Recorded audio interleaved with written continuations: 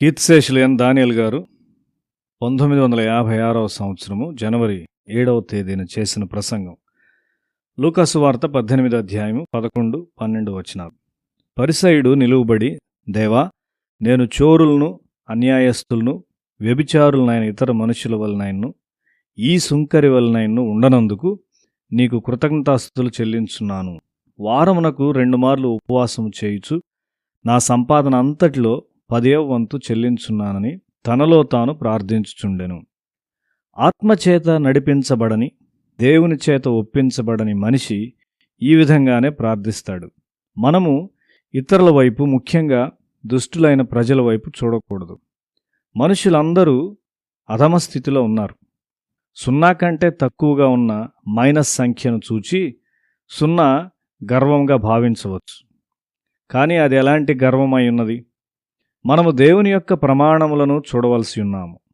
ఇతరుల కంటే ఎక్కువగా మనలను మనం పైకెత్తుకున్నటకు కారణము మనలో ఉన్నటువంటి దుష్ట స్వభావము. ఒక విమానము నదులు, పర్వతాలు మరియు అన్ని సహజమైన ఆటంకాలను దాటి వాటిపైన ఎగురుతుంది. అది ఒక కారుతో పోల్చుకొని హెచ్చింపబడిన దానిగా భావించకూడదు. ఒక పర్వతము ఒక లోయతో పోల్చుకొని ఆనందించకూడదు. అది దానికంటే ఉన్నతమైన దాని వైపు చూడవలసి ఉన్నది. మనము క్రీస్తు వైపు చూచున్నామా? నా యొద్దకు రమ్ము, నన్ను వెంబడించుము, నాతో ఉండుము అని ఆయన చెప్తూ ఉన్నాడు. ఇతరుల వైపు చూడమని ఆయన ఎన్నడూ చెప్పలేదు. రైలు బండి, ఎడ్ల బండి వైపు చూచి ఆనందించకూడదు. క్రైస్తవ ఆత్మ ఎల్లప్పుడూ అత్యున్నతమైన స్థితికి చేరుటకు ఉజ్జీవింపజేసే ఆత్మ. మనలను నీచ స్థితికి లాగే మన స్వంత దుష్ట స్వభావమును అసహించుకునే వారముగా మనం ఉండవలసి ఉన్నాము. తనలో తాను సంతృప్తి చెందినవాడు ఉన్నతమైన స్థితికి లేపబడట చాలా కష్టం. అతను ముందుకు ఏమాత్రము కదలని స్థితిలో ఉండిపోతాడు. ఒక స్వనీతిపరుని తన తప్పులు గ్రహించినట్లు చేయుట చాలా కష్టం. అతడు దేవునికిచ్చు 10వ భాగంలో కూడా గర్విస్తాడు. కొంతమంది సరిగ్గా 10వ భాగాన్ని ఇస్తారు, మంచిది. అయితే అది మనిషి ఇచ్చే అతి స్వల్పమైనది. కొంతమంది దేవుని బిడ్డలు 10వ భాగం ఇచ్చుటతో ప్రారంభించి 90వ భాగం ఇచ్చుటలో ముగించారు. సొలొమోను ఒక అందమైన మందిరమును కట్టాడు. అది తాను సాధించానని భావించి తృప్తి చెందాడు. తక్షణమే ఆత్మీయ క్షీణత ప్రవేశించింది.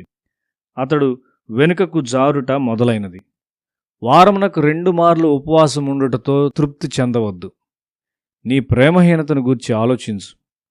అప్పుడు నీ అవసరత చాలా గొప్పదిగా నీవు భావిస్తావు. గుడ్డులో ఉన్న కోడిపిల్ల ఒక పెద్ద లోకములో ఉన్నట్లు ఆలోచించును. తెలుసుకొనవలసినదంతా తెలియను అని అది తలంచును. ఒక పరిసయ్యుడు కూడా అలాంటివాడే. దేవుని వైపు చూచు మనిషికి మరియు దేవుడు లక్ష్యముగా ఉన్నవానికి అనేకమైన అవకాశాలుంటాయి. ఒక క్రైస్తవుడు ఎక్కువ ఎత్తునకు లేవలసి ఉన్నాడు. ఒక పర్వతము నక్షత్రముల వైపు చూస్తూ వాటి వలె ఎత్తునకు లేచుట కోరుకొనవలసి ఉన్నది. ఫిలిప్పీ పత్రిక 3వ అధ్యాయము 7-8 వచనాలను చూస్తే, ఏవేవి నాకు లాభకరములై ఉండెనో వాటిని క్రీస్తు నిమిత్తము నష్టముగా ఎంచుకుంటుని, నిశ్చయముగా నా ప్రభువైన యేసుక్రీస్తును గూర్చిన అతి శ్రేష్టమైన జ్ఞానము నిమిత్తమై సమస్తమును నష్టముగా ఎంచుకొనుచున్నాను అని పరిశుద్ధుడైన పౌలు చెప్తూ ఉన్నాడు. పరిశుద్ధతను గూర్చిన ఉన్నతమైన ఒక నిజమైన దర్శనము గల మనిషి ఇక్కడ ఉన్నాడు. నీ ఊహలలో పవిత్రమైన వానివిగా నీవు తయారవ్వలసి ఉన్నావు. క్రైస్తవ జీవితంలో చేరవలసిన ఉన్నతమైనవి ఎన్నో ఉన్నవి. మనము మనుషుల ఎదుట మరియు దేవుని ఎదుట కృతజ్ఞత గలవారమై, దీనులమై, యేసువలే ఉండవలసి ఉన్నాము. దేవుని రాజ్యమునకు సంబంధించిన పనిలో ఎంతో గొప్ప అవసరత ఉన్నది. నీవు చేయుచున్న దానితో తృప్తి చెందవద్దు. నీ కళాశాల పనితో నీవు అలసిపోవద్దు. దేవుని కొరకు ప్రత్యేకమైన సమయాన్ని వెచ్చించి ఆయన కొరకు నీ శక్తిని కొంత మిగిల్చి ఉంచుకొనుము. బలము కొరకు దేవుని వైపు చూడుము. కష్టపడి పనిచేయట నేర్చుకో. దేవుడే నీకు బలమునిచ్చును. వెనుకకు తిరిగి చూడవద్దు గాని ముందుకు చూడు. ఫిలిప్పీ పత్రిక 3వ అధ్యాయము 13-14 వచనాల్లో, అయితే ఒకటి చేయుచున్నాను, వెనుక ఉన్నవి మరచి ముందున్న వాటి కొరకై వేగిరపడుచు క్రీస్తు యేసునందు దేవుని ఉన్నతమైన పిలుపునకు కలుగు బహుమానమును పొందవలనని గురి యొద్దకే పరిగెత్తుచున్నాను అని పరిశుద్ధుడైన పౌలు చెప్తున్నాడు. దేవుడు నీలో గొప్ప శక్తులను నిలువ చేసి ఉన్నాడు. ఆయన వాటిని బయటకు తెచ్చి నిన్ను వాడుకొను. నిన్ను నీవు పరిమితం చేసుకోవద్దు.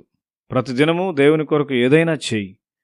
దేవుడు నీ వైపు ఎలా చూస్తున్నాడో అలా నీవు నీ వైపు చూచుకో.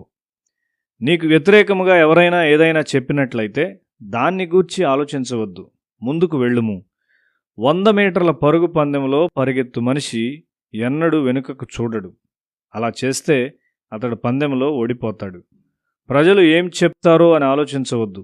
నీ బలహీనతలను గూర్చి ఆలోచించవద్దు. ముందుకు వెళ్ళుము.